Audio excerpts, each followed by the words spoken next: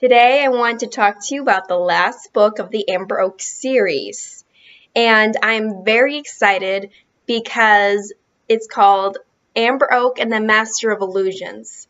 This was a really interesting book to write and also design. I actually did the front cover and also the back, and I just really played a lot with the color on the back of the cover. But what I did for the front cover was I took 4 completely different pictures, cut the images that I wanted out, and then I just plastered them into one document. And I used this through Photoshop. And what was fun about that was at the time that I did this, I was taking college courses on Photoshop. So I felt really excited at the fact that I can use what I learned in college and applied it to my writing. So that was a huge accomplishment goal right there. So I was very excited.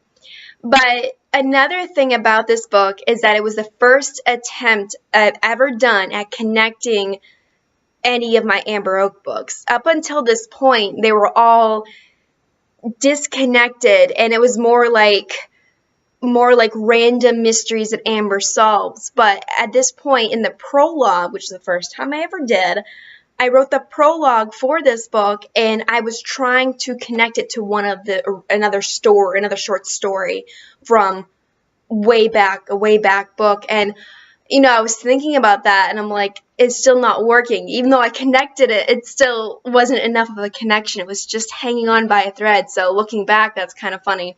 But one interesting aspect about this book is that most of the characters of Memories of Chronosalis, my latest book, originate from Amber Oak and the Master of Illusions, with the exception of like a few people. Most of the family members, they all came from here. But the interesting aspect is that every single character that is transferred over to Memories of Chronosalis, they did a complete 180. So if there was a character in here that wasn't a likable character, they were the best character ever in the next book. So I feel like I was growing along with the characters, and it was a time for me to really tap into what they thought and how they felt. So it wasn't just me writing a story. I was their historian. I had to treat them like real people, and that was something I had to really learn through this writing process and through the next phase.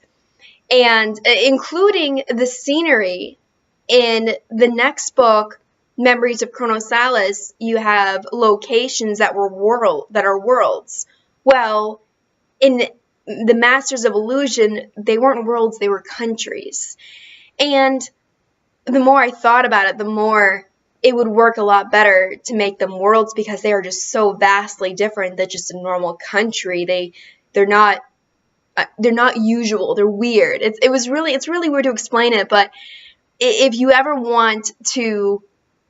read Memories of Chronosalis but kind of want to get a taste of where those stories, the ideas that originated from, the worlds and the characters, and see how they did a complete 180, this is a cool book to read because you can see that huge change. And I always find it fascinating to read books and see how the characters change and how they progress. But this was the final book of the Amber Oak series, and this was the final turning point where I'm like, nope, I gotta change it, because it's not making any sense, and it's a series, but there's no connection. I want to make this great.